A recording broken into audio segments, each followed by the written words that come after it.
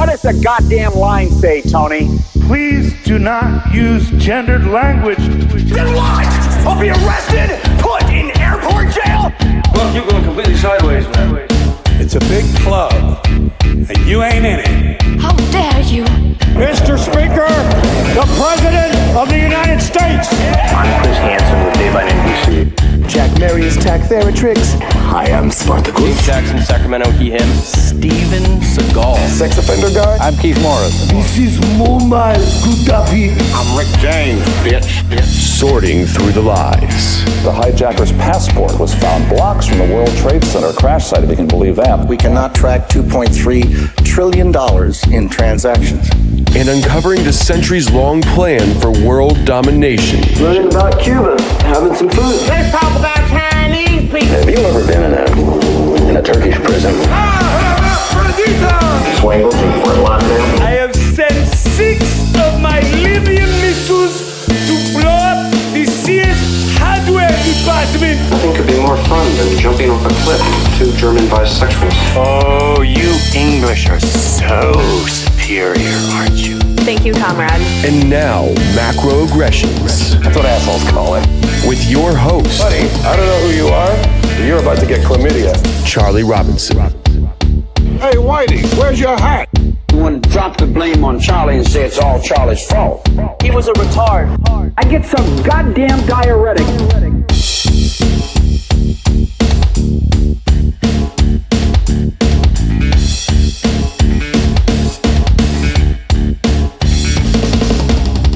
Welcome to Macroaggressions. I'm your host, Charlie Robinson. If you're watching us on Rockfin or Rumble, or you're listening wherever podcasts are served, thanks so much. We appreciate it. I know you've got a million choices out there. Thanks for spending some time with us. Have you rated the show yet?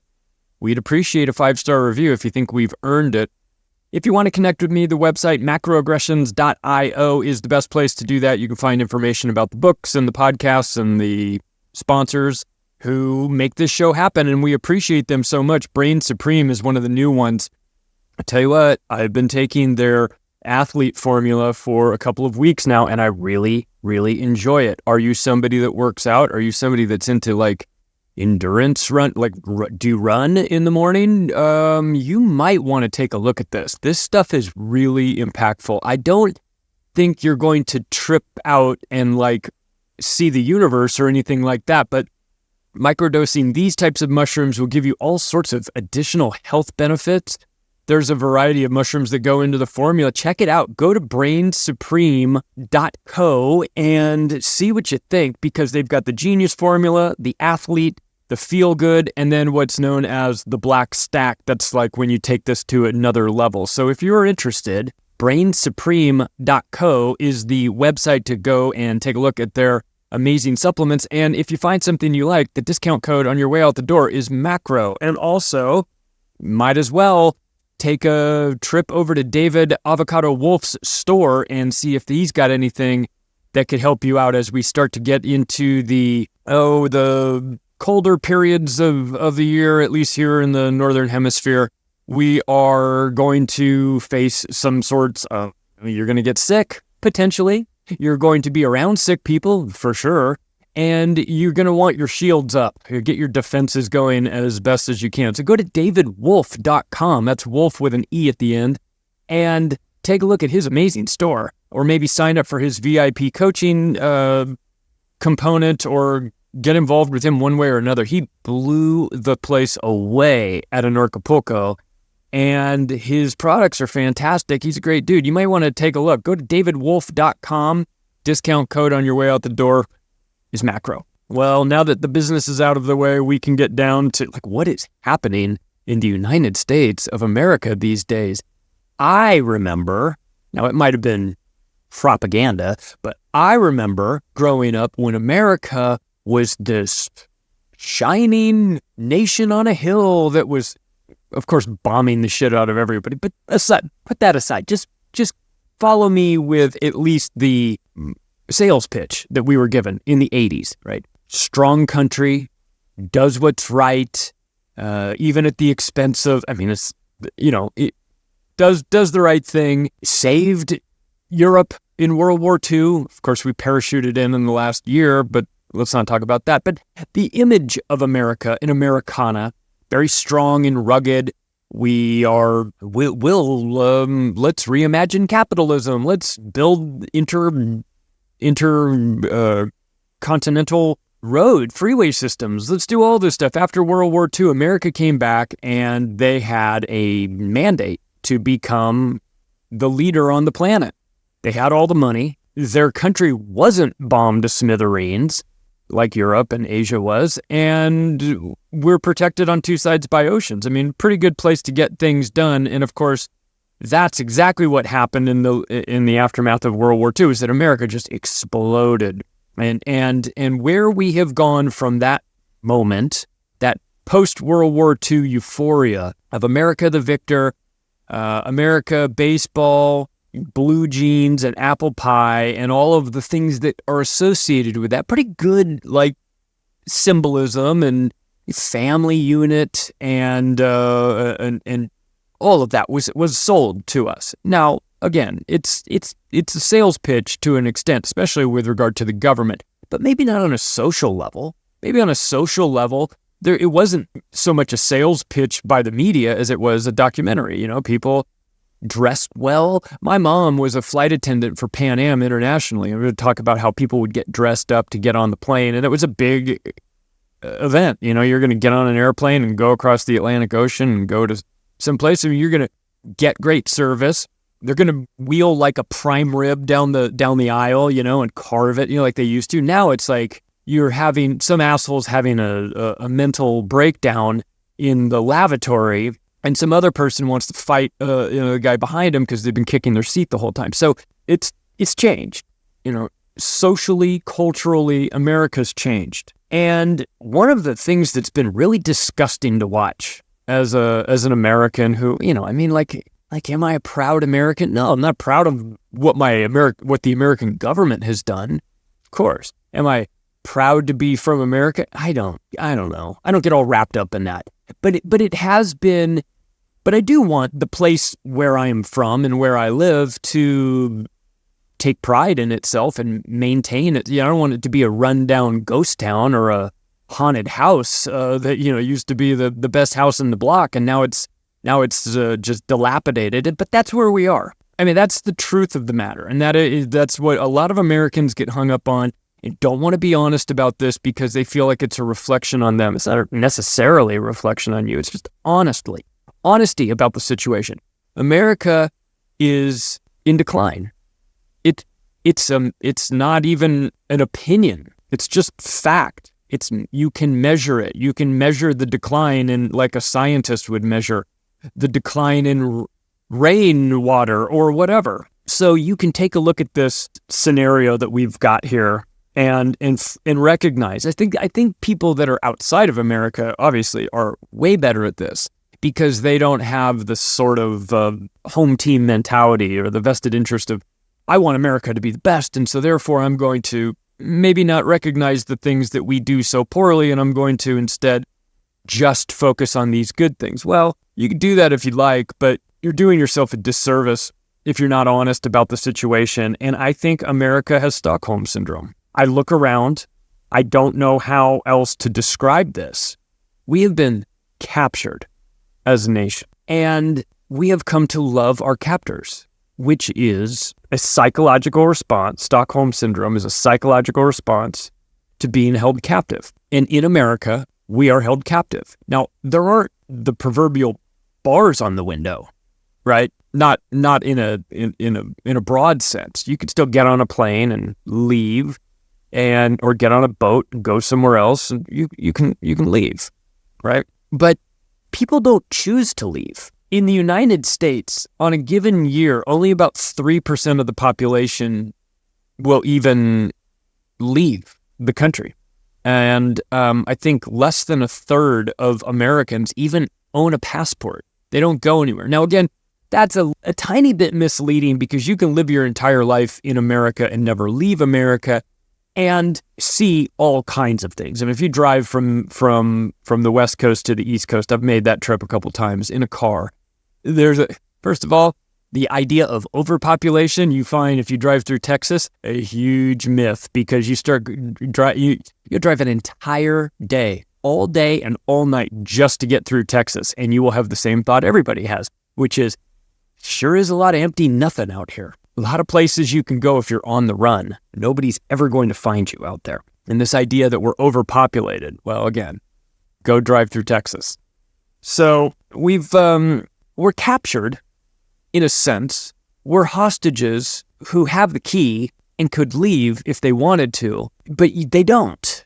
And there's a variety of reasons for that. And the psychological conditioning that has happened to us as a nation is very real. And when you dig into how the few control the many, it comes down to psychology. People with Stockholm syndrome form a psychological connection with their captors and begin sympathizing with them. This is where you get the bootlickers. This is where you get the people that are out there saying it's the most important election of our lifetime and everybody's got to vote and all this stuff. They have sympathized with their captors, which is crazy, but not uncommon. And you may scoff at this as I just did and say it's insane to do this. And you would be right in saying that, but it doesn't mean it isn't common. And it doesn't mean it doesn't happen. It happens all the time. And when you think about it logically, you can sort of understand it. And because it is part of human nature. It's part of human nature when exposed to extreme trauma. Some people will revert to a childlike state of dependence. It's just the way it goes.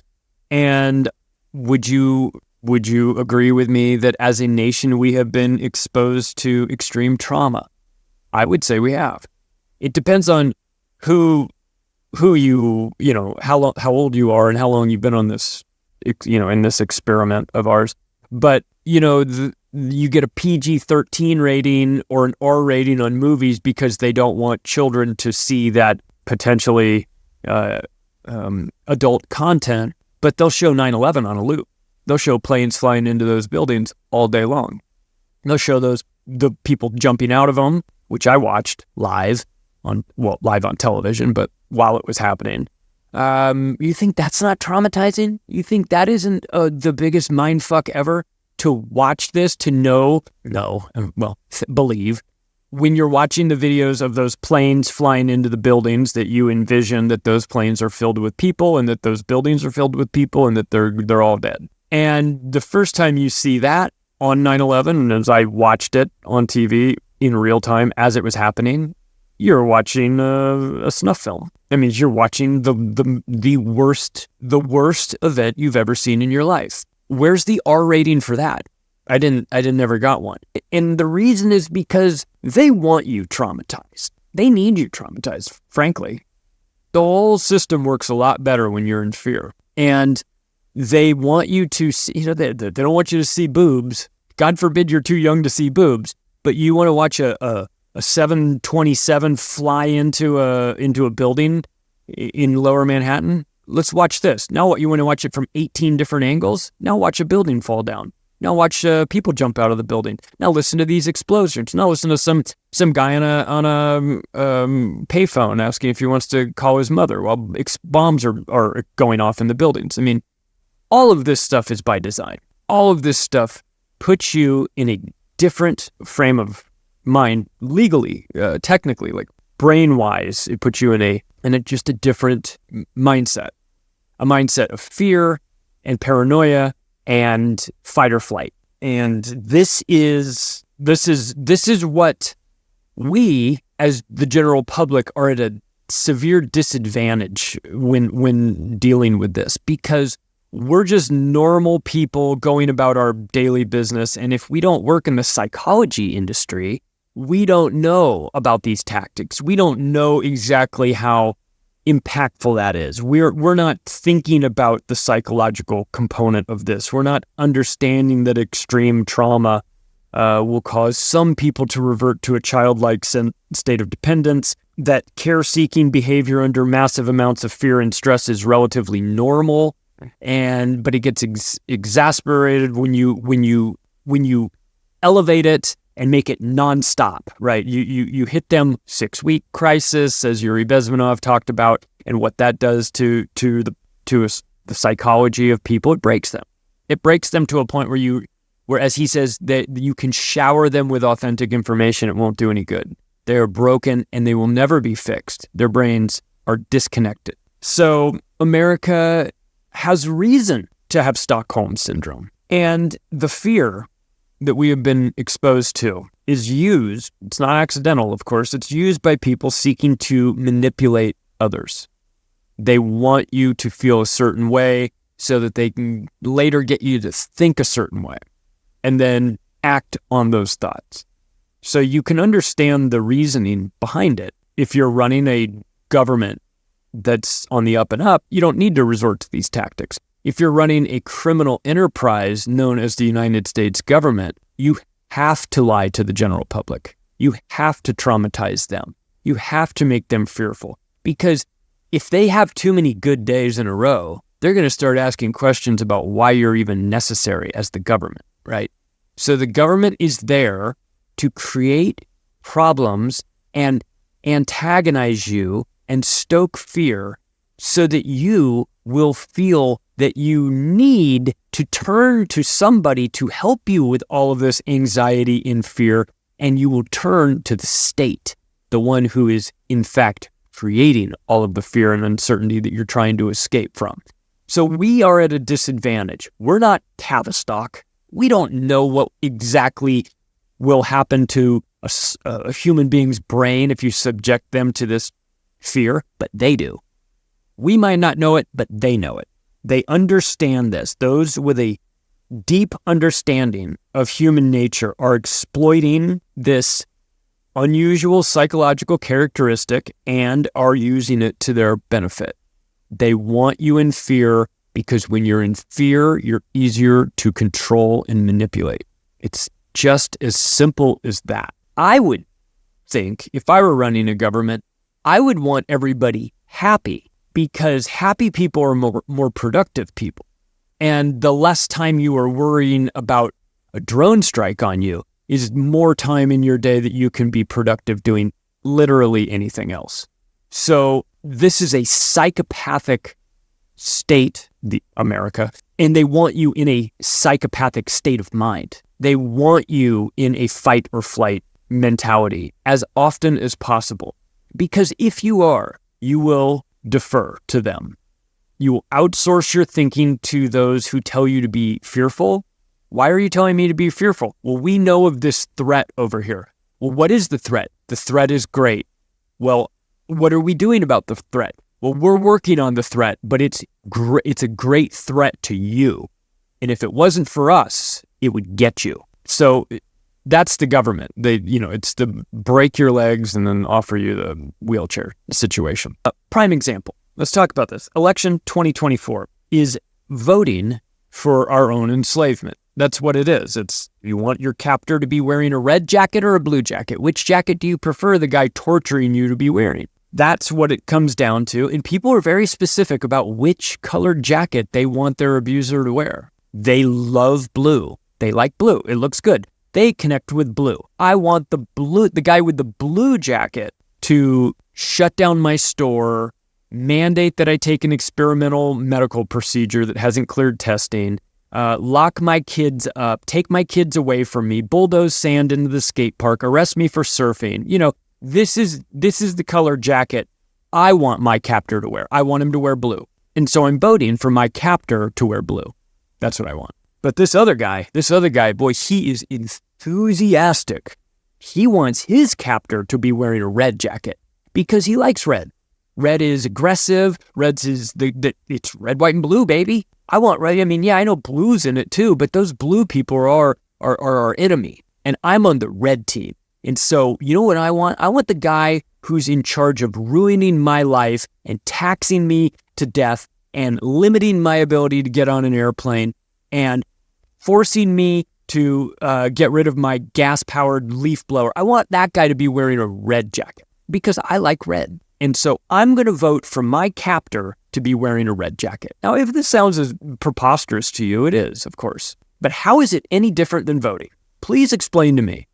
You go, oh, well, Kamala Harris's policies are extremely dangerous because they're the unelected blob pushing forth a new 4 years of communistic propaganda and principles and woke Marxism and all that shit. That's what the blue team Kamala Harris is selling. So I don't want that. I don't want that type of enslavement. I want a different brand of enslavement. So I'm going to vote for the guy in the red jacket.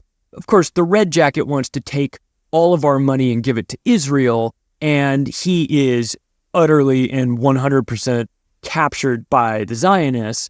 But I like red, and I would prefer. I mean, I guess if you get to pick your own misery, I want to pick this version of misery, right? So this is where we've gotten the general public fighting about which captor you want. And when you bring this up to them, oh my God, you might as well be. You're the worst. You're worse than the opponent. I bring this up to a Trump person. I am worse than Kamala Harris for pointing out that their guy is filled with flaws and a pathological liar. Of course, I'd bring this up to but if I mentioned, to a leftist about all of well, here's a blank piece of paper. Write down all the accomplishments of Kamala Harris. I get nothing, of course, right? But they'll tell me, but it's better than the alternative because the guy wearing the red jacket is going to make us have forced births. He's not going to let us abort our babies. Are you pregnant and do you want to abort your baby? No, I'm 60, but he's going to make us all get pregnant. And I mean, so it's like you have quite a situation. The people at the top have gotten the slaves fighting about which captor they prefer. Please go watch Jones Plantation Film. JonesPlantationFilm.com, I think, is the website. Please go watch it. It's a great movie. Well done. Super funny. Man, you watch that and then tell me which candidate you're going to register to vote for. Please. Because I think people need to have this system explained to them in a different way. You grow up, you think that voting is real and you think that voting is going to change things and it's the most important of our election of our lifetime and they spend $1 billion on convincing you to vote and you go, oh, it must be real and then they must not be. Well, if they can just swap the votes at the last second with Dominion voting machines and mail-in ballots and all this stuff, why are they spending $1 billion on all this other stuff? It's part of the show. I mean, it's part of the show. This is part of the show. It's a show, right? You understand that it's just the next season of the show. But the show goes on.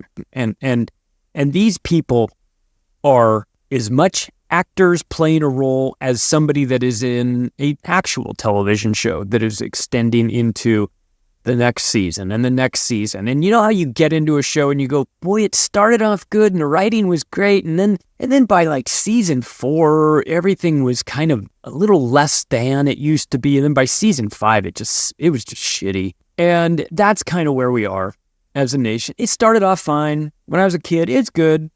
It's fine. I didn't understand what all was going on. We had Cold War and all that. But, nobody ever blew us up. And maybe the military-industrial complex was just trying to keep everybody scared so they could make a fortune. I don't know. But the way it is now, we're like season 6 in a series that should have been over after the 3rd season, where they brought in a new director and they brought in some new, cast members and some of the original writers have left and the new writers that are in now are woke, retards that are writing a bunch of stuff and you just get bored with it. That's kind of where we are. That's where we are in America. The last few seasons, thumbs down, Rotten Tomatoes score, not good. Team Kamala, since we're talking about elections, Team Kamala is comprised of people who are fully captured and under her spell. They like being told what to think. You just tell them what to think and they'll take it from there. The Karens of the world, the wealthy leftist ladies that think, you know what this crisis needs? Me. Those are the people. Those are the people that make up Team Kamala. No understanding of actual policies. They don't really, all the things that they believe are incorrect. They've never bothered to get to the bottom of anything. They believe anything Rachel Maddow tells them. Their idea of doing research is watching MSNBC and CNN, and they trust wholeheartedly everything that they're being told. There's never been a situation coming to them from their trusted media news source that they questioned. That would be disrespect. That would make them a Trumper, to question, oh, you want to question Rachel Maddow about anything? That would make you a Trumper. So, that's sort of the vast majority of them. So I guess the question is, if this is the captor you want, if you want the blue team to be in charge of your enslavement, what has your leader from the blue team done? Because she comes out of California. What has she done? Well, California has been under communist occupation for 3 decades, and she's been a part of that. Not a huge part of it. I mean, she's been a high-ranking member of it, but she's not as big of a part of it as a lot of people, the people that live in California have been slowly boiling in the water, the frog in the pot for a long time, 3 decades. I know as somebody that was a Californian and lived there grew up there, it's changed. It's incremental change. It is really the boiling pot. It just gets turned up 1 degree every year. And you get to a point where you turn around and you go, wait a second, highest state tax in the nation, 13.3%, horrible place for corporate taxes, terrible for regulations. If you're a company that is involved in any sort of oil and gas, get out. Chevron just moved out. They just left. They used to be Standard Oil California was the name of the company, like California Standard Oil or Standard Oil of California, which later became Chevron. They've been in California for 100 years. They left. They're done. They're done with California. They're done with the regulations. They're done with this. This is because you get people who make decisions for business, politicians who make decisions for businesses, yet they don't have a business background. They don't understand. Kamala Harris has never run a business. Could you imagine? She'd put a cupcake business out of she'd run that into the ground in 6 months, no doubt. So the idea that California politicians are going to insert themselves and say, well, just what this oil and refinery company needs now is me to come in here and tell them where they're doing it all wrong with the regulations. And then we'll put a bunch of bullshit in there that make them have to reimagine their entire operation. And then we'll say that it's stunning and brave. And then we'll run on a policy to get votes from people. We'll say, we tried to put those assholes in oil and gas out of business here in California. And everyone goes, oh, really? That's a dumb idea, considering how much money they pay in taxes and how much we need oil and gas here and how many jobs they provide. You've managed to run them out of the state. Congratulations. So, but it's an eco-commie haven because they're banning gas-powered leaf blowers. Again, I want you to understand how these people think. They get bogged down in the least important components of governing at the expense of the important things. They're worried about gas-powered leaf blowers, while California is running almost $100 billion under budget this year, or I should say over budget. They've exceeded their budget by that. They have gone over their spending allotments. But by all means, let's put a task force together to focus on fucking leaf blowers. It's maddening. San Francisco is a real-time social experiment. What happens when Marxism is a guiding principle? You can just look out your window in San Francisco and you're living in like a terrarium. You're living in Sim City, where the person playing the game is diabolical and wants to see how long it will take for you to beg to leave. Hey, where'd all those retail stores go? Kamala Harris wants to be the president of the United States. She's talking about turning America around and fixing all these things. Where did all the stores in San Francisco go? I mean, I thought you said everything was fine. I was told everything is good. I was told that pointing out the failures of the government of California, it makes me a racist, Republican, homophobe, sexist, anti-Semite, probably. But I can see this clearly. Why is there no money for fire mitigation in a state that catches fire every summer? Why? I mean, you had the money. You have the money to do it. You had the money. You spent it on third bathrooms in public schools, making that mandatory for all the trans kids so that they can get beat up in a secure, safe, isolated location by kids. That's going to end poorly. This whole thing is going to end poorly. And if you want to see what America will look like under a Kamala Harris presidency, just look at San Francisco, because she's already done the work. So for those of you that say Kamala Harris hasn't done anything, I challenge, I say you're wrong. She's done plenty. Just look at San Francisco, check in there. Or as an example, let's not limit it to San Francisco. First, start at the South. If you want to take a look at the state of California. As an example, let's just call it Kamala Harris's resume, right? This is what have you done? Well, where have you been? You've been in California for the last 30 years doing fuck all. What do we have to show for it? Well, go to San Diego. Go to the San Ysidro border down there in San Diego, right there at Tijuana. You tell me. I've crossed that border a dozen times. Never looked like it does now. Certainly wasn't just an open turnstile for every Tom, Dick, and Javier that wants to come across the border into San Diego. What about the video of the border people talking to the illegals on camera, telling them we're going to bus you wherever you want to go, where you want to go? Okay, that's San Diego. Now let's move up north, up. Then you get to Orange County. You get to Huntington Beach. Do you know what's going on in Huntington Beach? It's one of the few Republican cities in there. They're banning a bunch of the woke bullshit in Huntington Beach, which is not surprising if if you're familiar with Orange County. Huntington Beach has always been that way. The scariest bar I ever went to was in Huntington Beach. It was to see Sublime play, by the way. On a side note, yeah, I saw Sublime play live back when Bradley was alive in Huntington Beach. Huntington Beach doesn't fuck around. They don't play. When COVID happened, Huntington Beach was pushing back pretty hard. But you can go up a little bit more but that's 1 in a million in California is little old Huntington Beach, that holdout.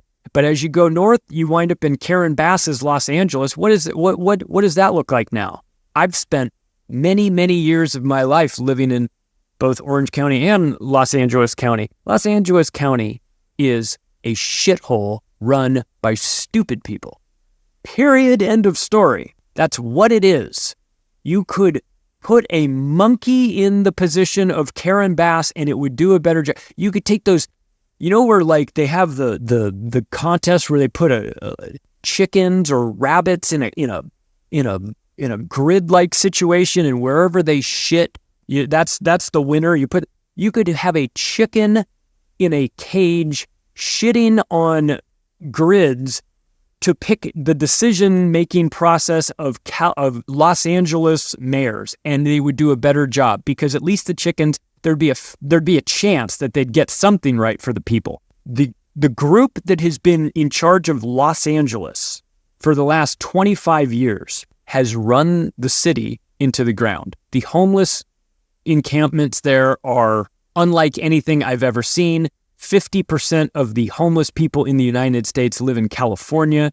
That is a feature and not a bug. So look at how's Southern California doing? It's a disaster. It's such a disaster that there are counties of California that want to break away and start their own state, just so you know.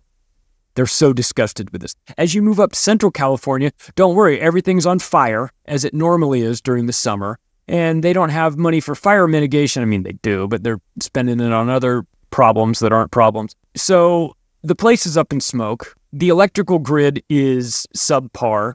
And as you get into San Francisco, well, just you go explore for yourself, and you tell me how Kamala Harris has done. Make sure you leave your purse on the passenger seat of your car, and then go right around the corner and start a stopwatch to see how long it takes before somebody breaks the window and gets in your car and steals your purse, or takes a dump in your back seat, or both. Moving on, let's talk about Trump. Trump derangement syndrome goes both ways. I know I like to pick on Kamala because she's such an easy target, and she deserves it. But Trump, his faction is maybe even worse. Let's explore. Because there's something about Donald Trump. from an energetic standpoint, the guy walks in the room, and I know he's got a lot of media attention, but he walks in the room, and his ability to command it non-verbally is legendary. Let's be honest about it. It's true.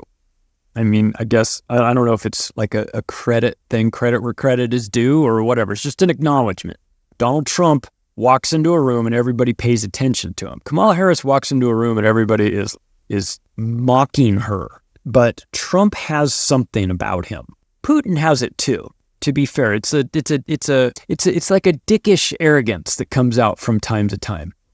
If you've ever watched the Putin video of him making Oleg Deripaska sign this document, he's a big time baller in that. He's like, he's speaking in Russian to this oligarch. They're all sitting around a table. And all the people at the table, there's all oligarchs, they're all signing and everything. Oleg Deripaska isn't signing. And Putin gets up, walks around to him and says, "You going to sign that?" And he pulls out a pen, hands him the pen for him to sign it. And as soon as he's done signing the pen, Putin grabs the pen out of his hand, takes it back, puts it in his pocket, and tells him to sit down. Trump has a little of that. That's an arrogance. It comes from being actually in charge over the years. Kamala Harris isn't actually in charge. She's an imposter. Everybody knows that, especially her. Donald Trump is not an imposter in those positions. I mean, he's got his own problems. We're going to get into that. But in terms of walking into a room, he did it, he did it recently with Zelensky. I guess as Zelensky was in America begging for money, met with Trump. Trump just, they're walking into the boardroom. Trump says, "You're going to sit here. You sit here. I sit here."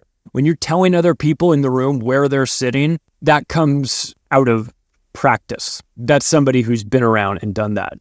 And so Trump has that. And the guy, the guy who took you hostage, Donald Trump think of it like this. He's the guy with the ski mask and who took you hostage and forced you into the vault, right? Let's say you're at a bank. Guy comes in, waving guns, takes all the tellers, moves them into the vault, right? He's waving he's got a ski mask on, he's running his vault. He's just forced you into the vault, right? He peeked out the window to see if they've met his demands, and the getaway car was there.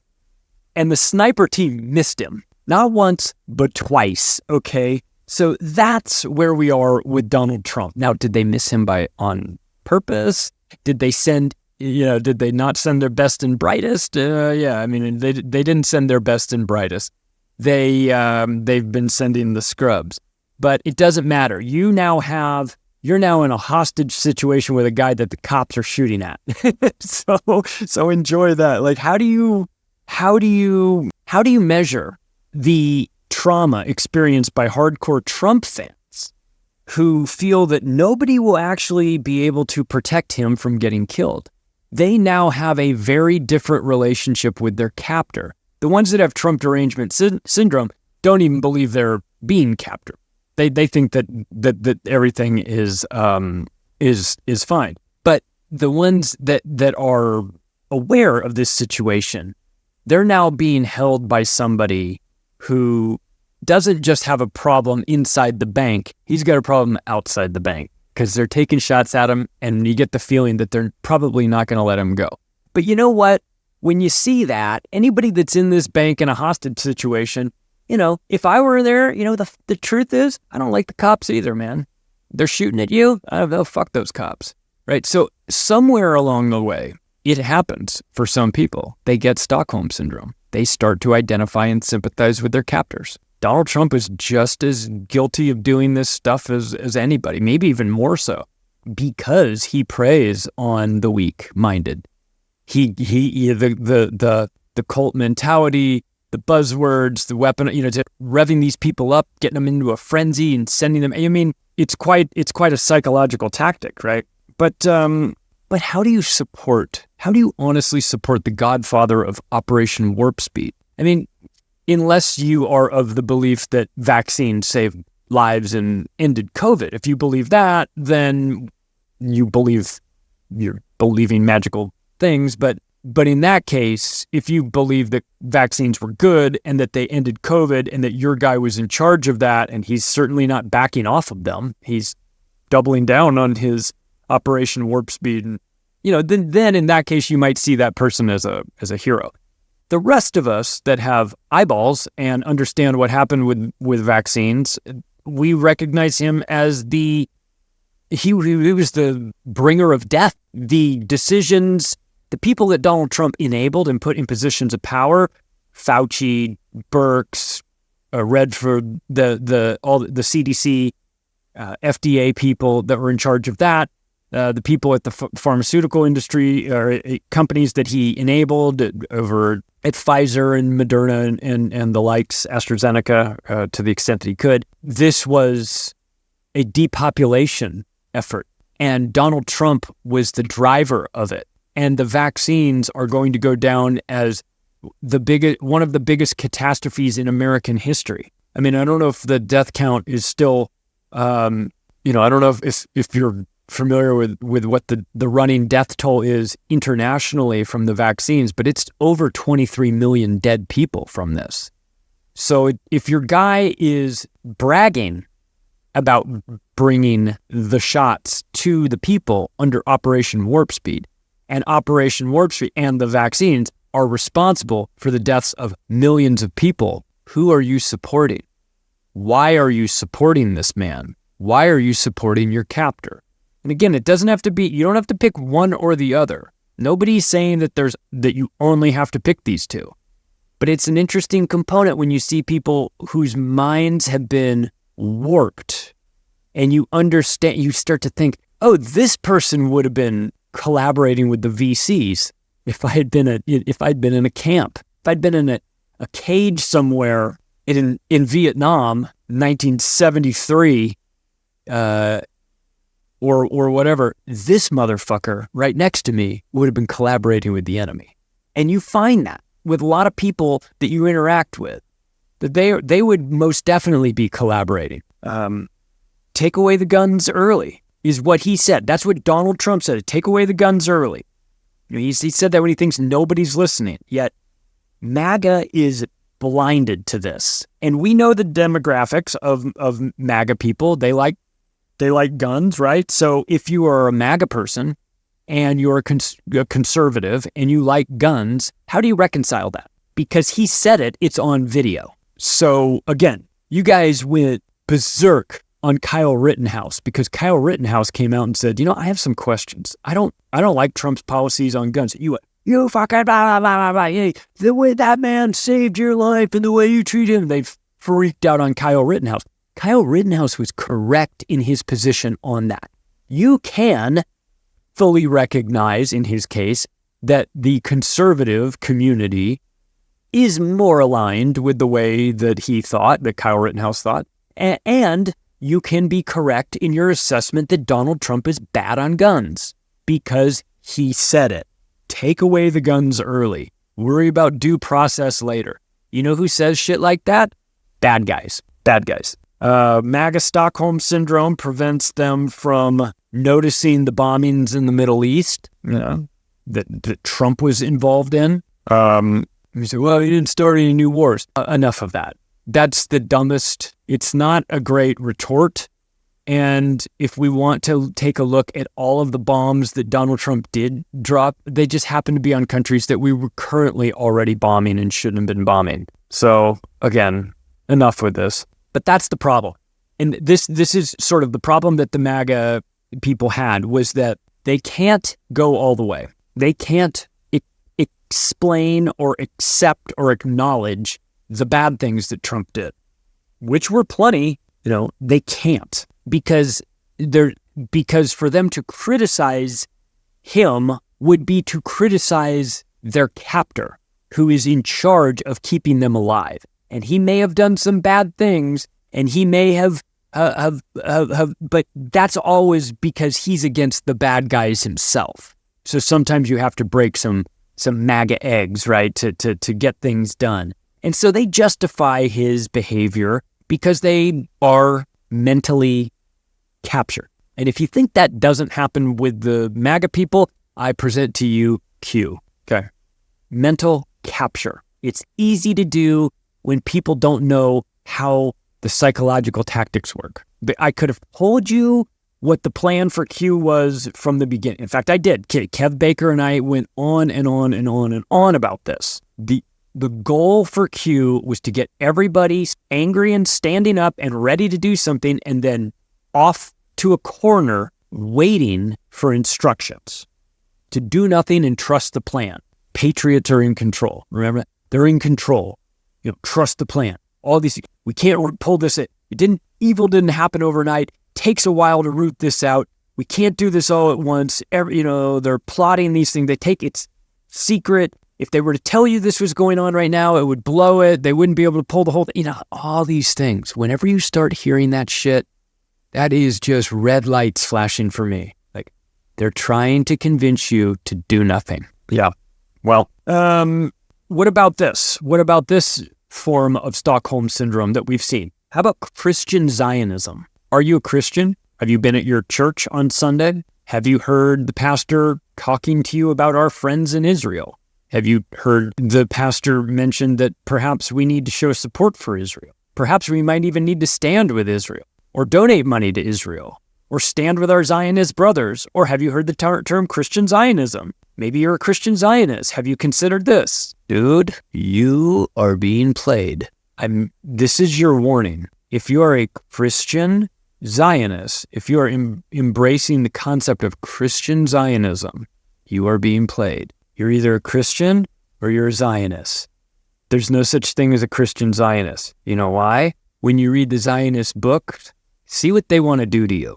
And then ask yourself, are they actually your partners, or are they manipulating you? Whose magic book describes everybody else as insects and advocates for them to be tricked and deceived? It's not the Christian Bible. It's the book that your friends, the Christian Zionists, read. You should do a little bit of examination of their book and see if it's compatible with your book. I don't have a book in this fight. I'm not on either one of these teams.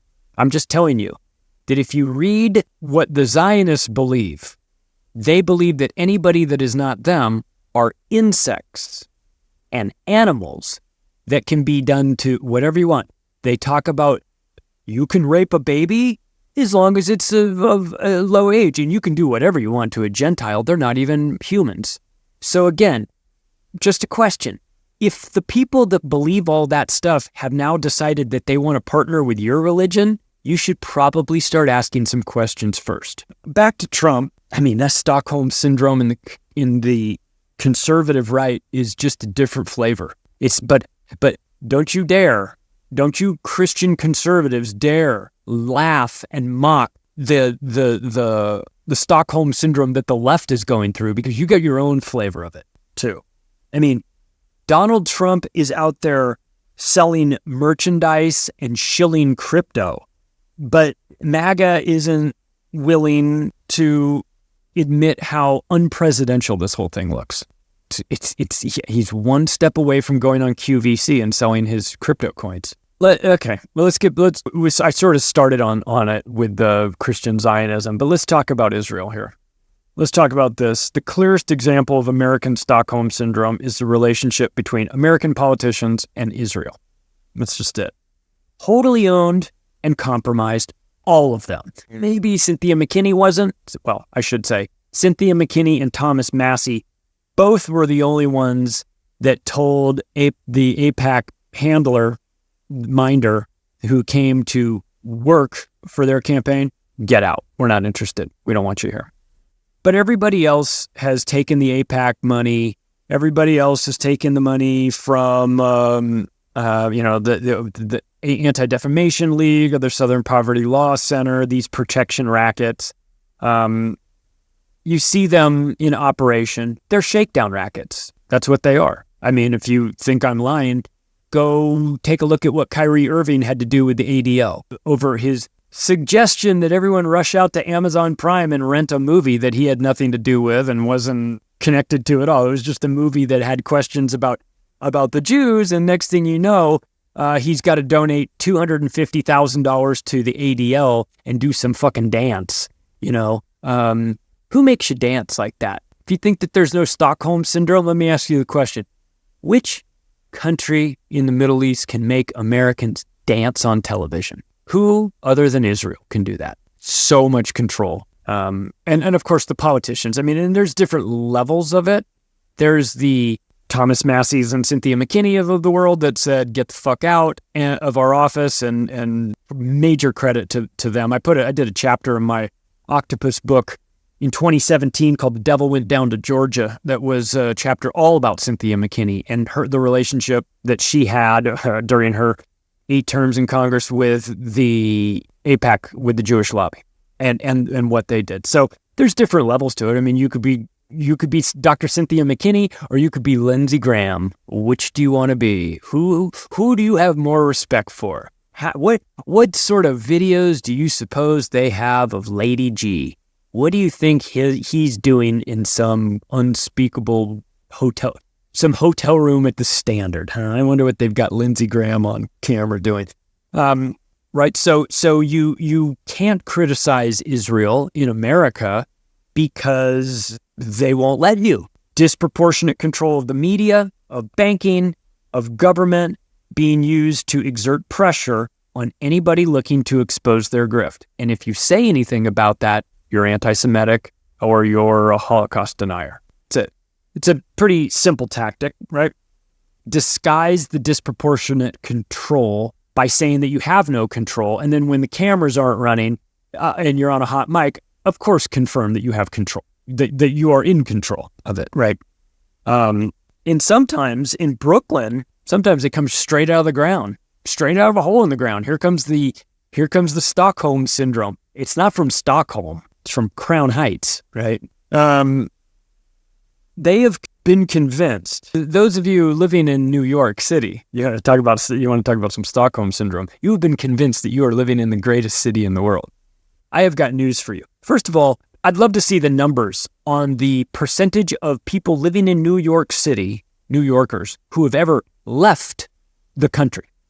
I'd be interested to know that, because my guess is a lot of people that have lived in New York, that live in New York, have only and always lived there, and they don't have any perspective on that. If you think New York is the greatest city in the world, you are smoking crystal meth with Hunter Biden.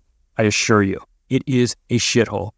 I can think of a dozen cities that are better than New York just off the top of my head, and they've been living off their past for a long, long time. Of course, a perfect encapsulation of New York City is the fact that Eric Adams is the mayor, a former cop who is so despised by everybody in the NYPD that they knew that he was such a disgusting human being that only made sense for him to get into politics. And of course, he's going to leave the mayor's office in handcuffs, which is what he deserves.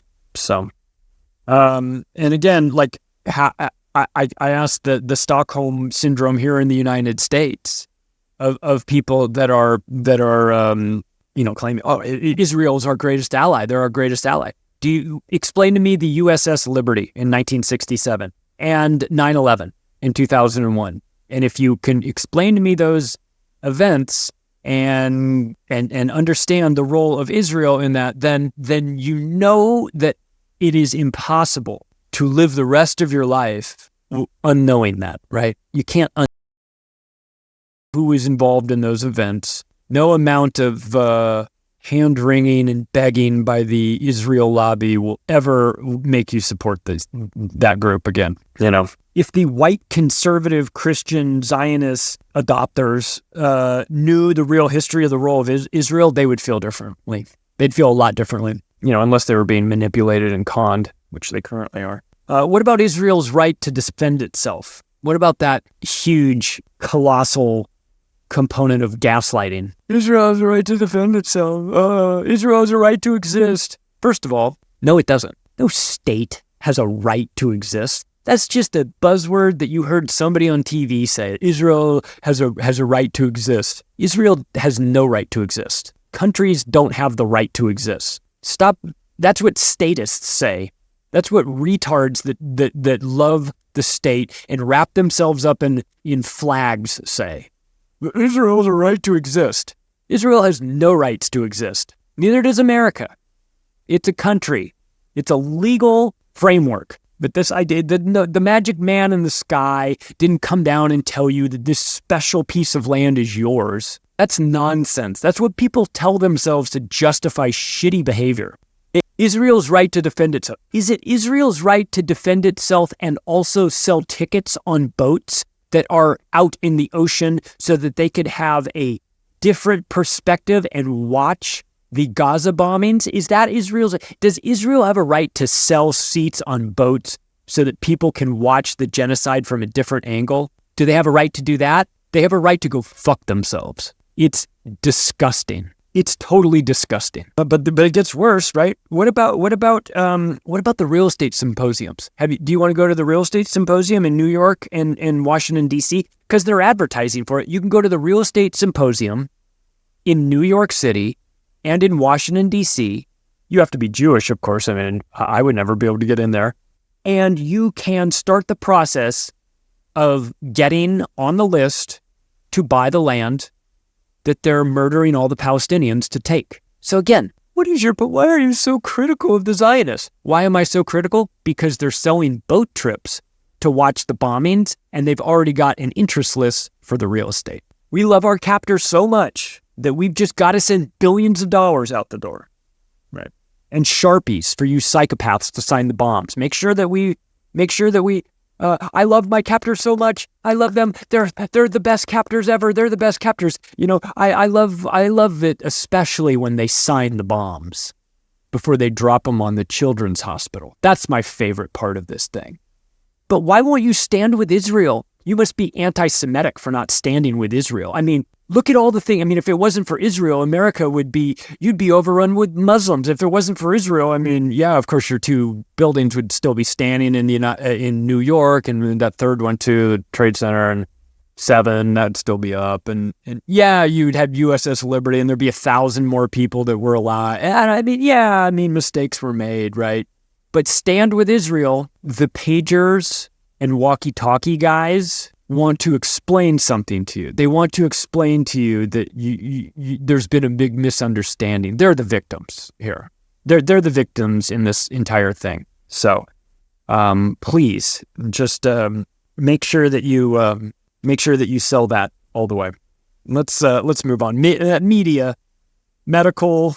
Well, the medical industry through their bosses in the media have really sort of cemented the Stockholm syndrome for the general public here in the United States. It's not limited to the United States, of course, because these people are international in scope. But since I'm just focusing on the U.S. here, the big pharma is the loving parental figure, right? You know, they've sold that everybody's going to be fine, and we have the greatest medical industry in the world, and you can come here and get all fixed up and have the experimental brain surgery that you need. If it's going to happen anywhere, it's going to happen here in the United States. And that's true, of course. If you were in an acute situation, if you get hit by a car, I would really rather be in the United States right next to an emergency room there so that they could pull me in and fix my broken leg or whatever. But the American medical industry is third leading cause of death in America. And it's not there to help you. It's there to make sure that you suffer and pay and never fully excel. They don't want you to be healthy. They just want you to be alive for a while. Then they want you dead. Alive to the extent that they can milk you. And then towards the very tail end, you know, if it were up to them, they're never going to say this, but, you know, if it was up to the government, they'd really love for you to get out of there before you start collecting on Social Security, too, on top of all of that. So, we saw Fauci. You want to talk about hostage situation? How many people were out there banging their pots and pans for the NHS at night in the UK? How many people were buying Fauci candles, were putting Fauci sticker in Fauci we trust and all of this stuff? Boy, they got you begging for your captor, didn't they? What a trick. Fauci is a mass murderer of a generation of people to thunderous applause whole time. Hospital protocols designed to kill, ventilators, medicines, fear, isolation, all of that.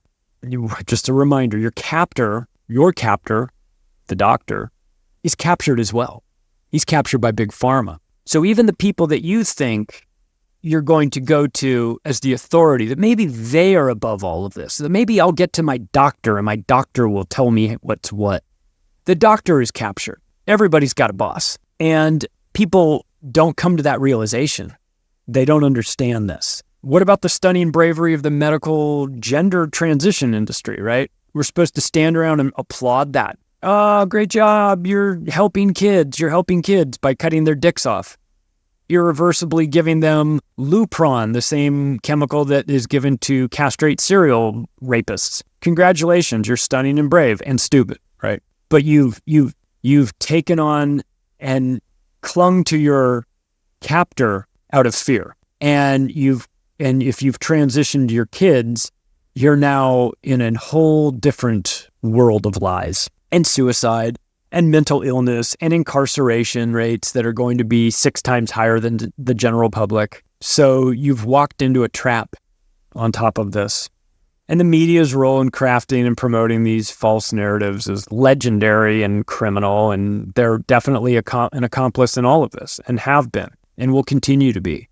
Maybe not at the rate at which they've always been, because I think people are starting to not trust the mainstream media as much, but Big Pharma is a criminal cartel operating with the full support of the state, and convincing you to believe otherwise is part of this trick. It's part of the Stockholm syndrome, that you can't see your captor for what he really is, that he is in this particular case with Big Pharma, they're all convicted felons. They've paid the largest fine in the history of planet Earth was paid by the American pharmaceutical industry. You know, this is how they do it. The fines that they pay, the fines that the American big pharma companies pay to the American government is just a tip out. It's what you tip out your waitress.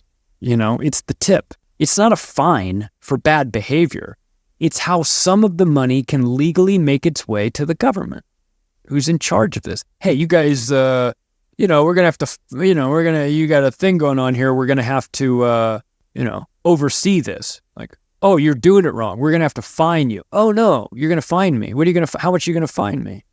We're going to fine you $1 billion for this. Oh, no, that's terrible for you to fine me this $1 billion on this massive project I just completed after running for 4 years. How much money did you make on it? Well, I made $100 billion. Well, we're fining you $1 billion. Oh, no. Here you go. Pleasure doing business with you. Transhumanism will be offered as the solution by the medical industry, but don't look into that name, of course.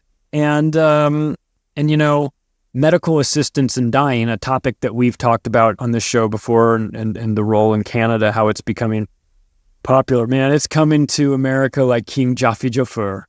You mean rose petals and everything. You wait till you get this sales pitch for how stunning and brave it is to murder yourself. And then you will understand that the Stockholm syndrome is so far deep into our psyche and subconscious that it is almost impossible to pull it out. Not without getting real honest about your current situation. And of course, we'll wrap up with this. The banks have held everybody hostage over the years. I mean, I will remind you that when we say fiat currency, what fiat, F-I-A-T, translates to by decree. So it is currency by decree. It's money because we say so. That's what fiat currency is. And believing in our monetary system and fractional reserve banking is one of the biggest mindfucks ever. The concept of fractional reserve banking and central banking has done more to enslave humanity than just about anything. It really has caused the manipulation of money, access to money, who gets it, who doesn't, where it goes, how you can use it, how you can spend it, who you can spend it with, where you can spend it. All of these things are by design, and they have destroyed the soul of America through this. And it's a house of cards. It's now, I think, obvious for a lot of people that the current financial system is coming down.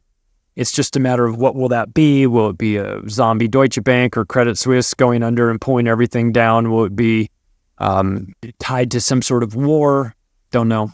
Don't have a crystal ball. But when the music stops, they're pulling all the chairs out this time around. So, look, the idea of loving your captor is a story that has been told forever. They write books about it, make movies about it, plays and the like, because it's a theme that has been running through human nature. That some people are bad, and sometimes they'll put you in a bad situation, and it will warp your mind, and it will make you believe things that you should rightly never believe. It will make you trust people who are untrustworthy. It will make you compromise yourself in a way that you would never do beforehand. So as we make our way into this uncertain time, elections, I don't know, tail end of a weird year, and the possibility of World War III, it's it's time for people to remember who they are, right? These people will never get my love.